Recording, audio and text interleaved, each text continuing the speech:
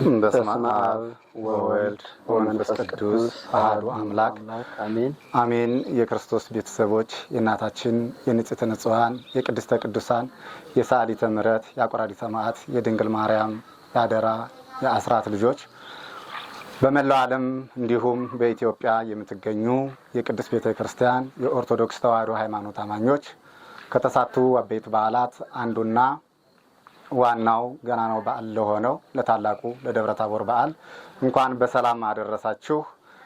ይህንን በዓል እንግዲህ የኢትዮጵያ ኦርቶዶክስ ተዋሕዶ ሃይማኖት ቤተክርስቲያን እንዲሁም በመላው ዓለም የምትገኝ ኦርቶዶክሳዊት ቤተክርስቲያን እያከበረች የምትገኘው ከጥንት ጀምሮ እየተከበረ ያለ በዓል ነው። አሁንም በዘመኑ ያሉት አብነት መምህራን ከደቀ መዛሙርቶቻቸው ጋር በያሉበት ቦታ እንደየአቅማቸው እያከበሩ ያሉበት በዓል ነው። እኛም ደግሞ እንዲሁ አሁን የምንገኘው ደብረ ጽዮን ሳላማቂ ቅድስት ድንግል ማርያም ገዳም የቅኔና የመጽሐፍ ትርጓሜ የምስክር ቤት ጉባኤ ነው የምንገኘው። በዓሉን ቀጣይ ነሐሴ 13 ወይም ነገ ረቡዕ ማለት ነው ለማክበር ዝግጅታችንን ጨርሰናል። ሁላችሁም በአካል በቅርብ ያላችሁ በአካል ቀርባችሁ በርቀት ያላችሁ ደግሞ በዩቲዩብ ቻናላችን እንድትከታተሉን ስንል ነገ ከቅዳሴ በኋላ ከ9 ሰዓት ጀምሮ ወይም ሰርወተ ሕዝብ ከተደረገ ጀምሮ በአካል የምትችሉት በአካል እንድትገኙልን፣ በርቀት ያላችሁ ደግሞ የመንፈስ ልጆቻችን የሆናችሁ ደግሞ እንዲሁ በዩቲዩብ ቻናላችን እንድትከታተሉ ስል በቅዱስ ቤተክርስቲያኑ ስምና በጉባኤ ቤቱ ስም ጥሪዬን አስተላልፋለሁ። ደብረ ታቦር እንደሚታወቀው ጌታችን መድኃኒታችን ኢየሱስ ክርስቶስ የመሰረተው ሲሆን መምህር እንደተናገሩት ከ9 አበይት በዓላት አንዱ ነው። እንግዲህ ይህንን በዓል መምህራን ከደቀ መዛሙርቶቻቸው ጋር ሆነው በደመቀ ሁኔታ ያከብሩታል። ለምን ካላችሁኝ መድኃኒታችን ኢየሱስ ክርስቶስ 3ቱን ደቀ መዛሙርት ይዞ ወደ ታላቁ ተራራ ወጥቷል። ማለትም ወይም ድረስ እሱ መዋዕል ነስኦሙ እግዚ ኢየሱስ ለጴጥሮስ ወለያዕቆብ ወለዮሐንስ ወአይረጎሙ ደብረ ነዋሃን ተባይቲቶሙ። ከ6 ቀን በኋላ ጌታችን መድኃኒታችን ኢየሱስ ክርስቶስ ጴጥሮስንና ያዕቆብ ወንድሙ ዮሐንስንም ጨምሮ ከፍ ወዳለ ስሙ ታቦር ወደ ተባለ ተራራ ይዟቸው ወጣ ይለናል የማቴዎስ ወንጌል ምዕራፍ 17 ቁጥር 1 ላይ ጀምሮ ማለት ነው። ይህ ከፊታችን ነገ የሚገኘው በዓል ታላቅ በዓል ነው። በዓሉንም የመሰረተው እንደነገርኳችሁ ጌታችን መድኃኒታችን ኢየሱስ ክርስቶስ ነው። በዚህ በዓል ብዙ ምስጢር ተገልጸውበታል። በተለይ ይህ በዓል የሙታንና የሕያዋን በዓል ነው። ማለትም ኢየሱስ ክርስቶስ 3ቱን ደቀ መዛሙርት ይዞ ከሄደ በኋላ ከሙታን ሙሴን ከሕያዋንም ከብሔረ ሕያዋን ኤልያስን ይዞ መጥቶ ምስጢረ መለኮትን ገልጿል ማለት ነው። እና በደብረ ታቦር ለምን አደረገው? ደብረ ታቦር ማለት እንግዲህ በኢየሩሳሌም የሚገኝ እጅግ ከፍ ያለ ተራራ ነው እና ኢየሱስ ክርስቶስ ምስጢረ መለኮቱን የገለጸበት በዚህ ተራራ ሲሆን ለምን በደብረ ታቦር አደረገው የሚለውን ሊቃውንት እንግዲህ ተራራ ሲወጡት ያጥራል፣ ያግራል ወይኑ ደግሞ እንዲሁ በቀላል የሚወጣ አይደለም። ከወጡበት በኋላ ግን ቁልጭ አድርጎ ሁሉንም ያሳያል ማለት ነው። ጌታችን መድኃኒታችን ኢየሱስ ክርስቶስም ደብረ ታቦርን ወይም ደግሞ ሊቃውንት በቤተ ክርስቲያን ወይም ደግሞ በመንግስተ ሰማያት ይመስሏታል። ተራራ ለመውጣት እንደሚያዳግት መንግስተ ሰማያትም ለመግባት ውጣ ወረድ አለበት። ከገቡ በኋላ የሚያልቅ ደስታ ስላለ ማለት ነው። ታቦር የመረጠበት ምክንያት ግን ቅዱስ ዳዊት ታቦር ወአርሞንኤም በስመ ዚአከ ይትፌሶ ብሎ ትንቢት ተናግሮ ነበርና ትንቢቱን ለመፈጸም ነው። ወደ 4-5 ያክል ሀተት አለ።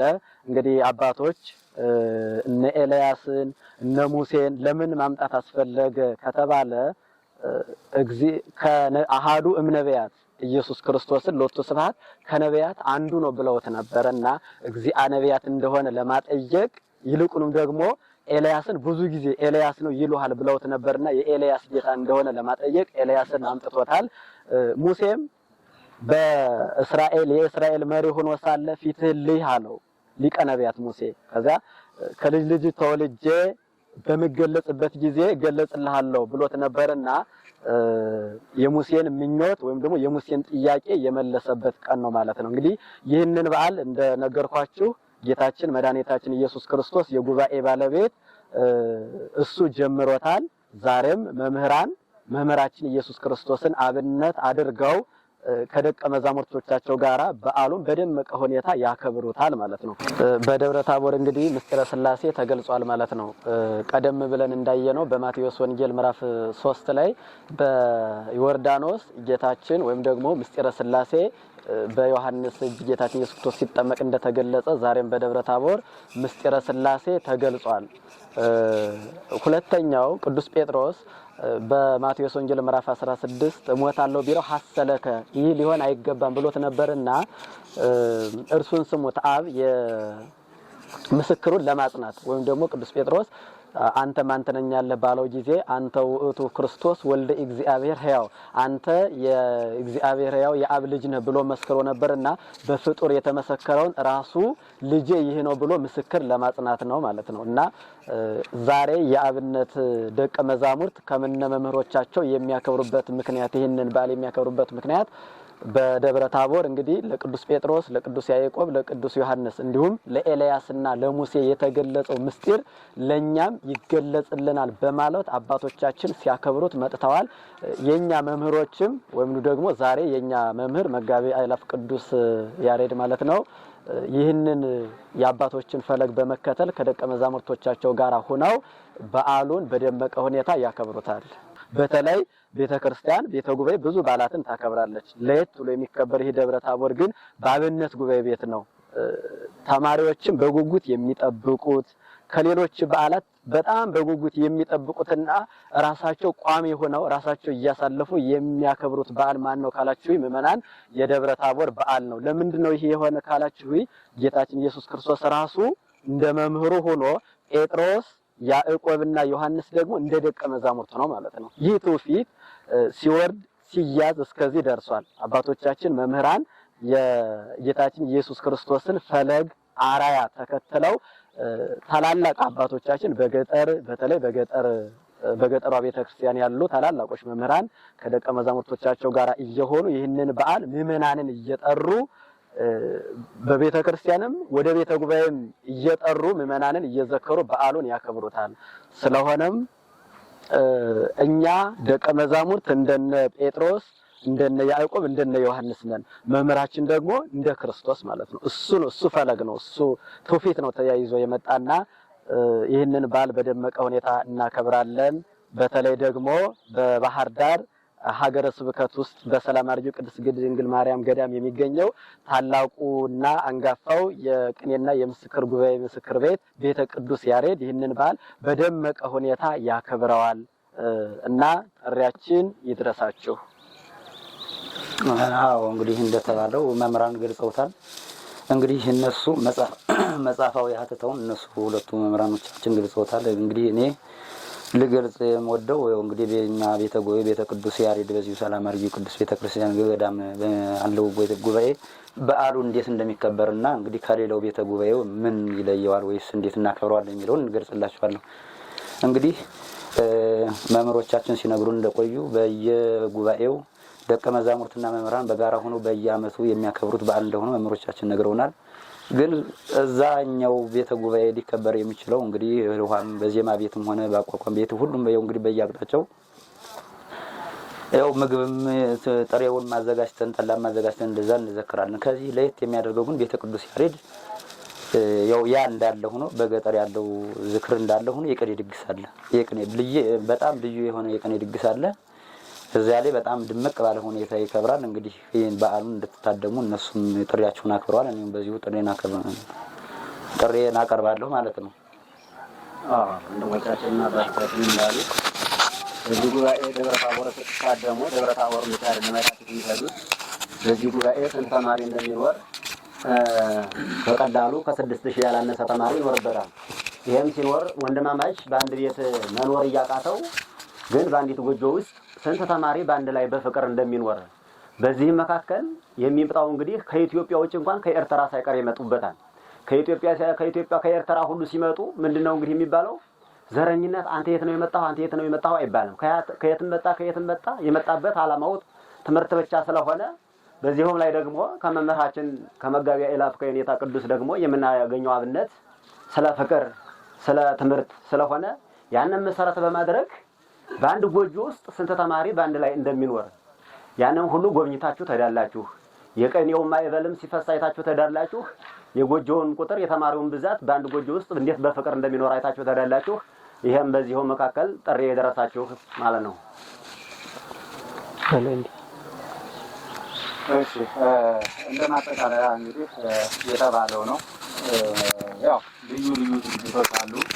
የሁሉ ደቀ መዛሙርት እዚህ ያለው በእንተ ማርያም እያለ የእሷን ስም በመጥራት የእሷን ስም በመመካት ያዘጋጀው ጸበለ ጻድቅ ወይም ዝክር አለ።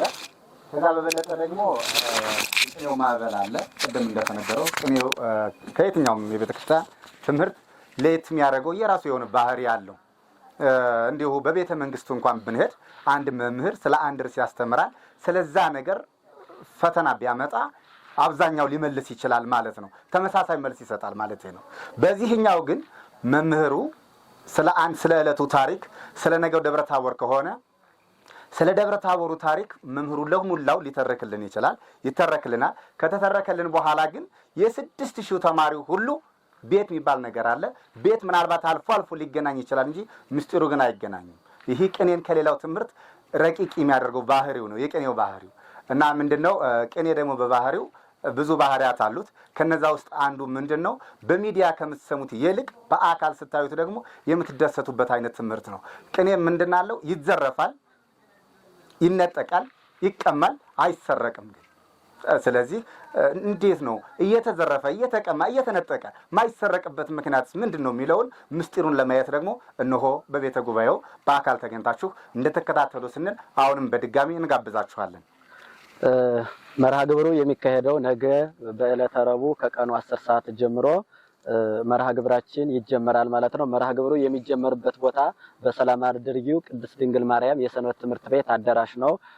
በአካል መገኘት የምትችሉ በአካል መጥታችሁ የበዓሉ ታዳሚ የበዓሉ በረከት እንዲደርሳችሁ። እውነት ለመናገር የደብረ ታቦር በዓል እንደተነገረው ምዕመናን ከደቀ መዛሙርት በረከት ነው ይዘው የሚሄዱ። አሁን እናንተ መጣችሁ መቼም እናንተን እኛ ብልተን ልናጠግባችሁ አይደለም። ነገር ግን እኛ ጥሬ እንዘክራለን። በዛ ጥሬ ውስጥ ግን እናንተ የማታውቁት በረከተ ስጋ የሚሆን አለ። እሱንን እንድትቀበሉ ነው።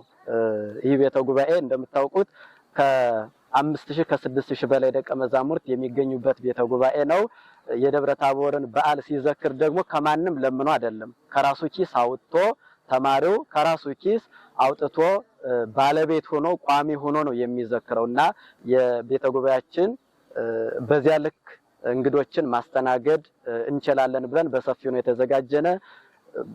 በመርሃ ግብሩን በአካል በተለይ በባህር ዳር በዙሪያዋና በአካባቢዋ ያላችሁ በአካል መጥታችሁ በዓሉን አብራችሁ እንድታከብሩ በአካል መገኘት የማትችሉ በተለይ ቤተ ቅዱስ ያሬድን ሚዲያ የምትደግፉ መፍቀሪያነ ቅኔ በሙሉ እንደምታውቁት ያው ፈጣን በሆኑ የቅኔ ዘራፊና አስነጋሪ በሆኑ ደቀ መዛሙርት ቀልብን የሚስብ ቅኔ ይቀርብላችኋል።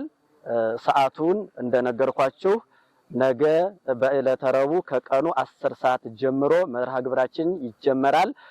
በአካል መገኘት የማትችሉ በእጃችሁ ላይ ባለው ስልክ በላይ ቤተ ቅዱስ ያሬድ ብላችሁ በዩቲዩብ በቲክቶክ እንድትከታተሉን አሁን በድጋሚ ጥሪያችን ይድረሳችሁ።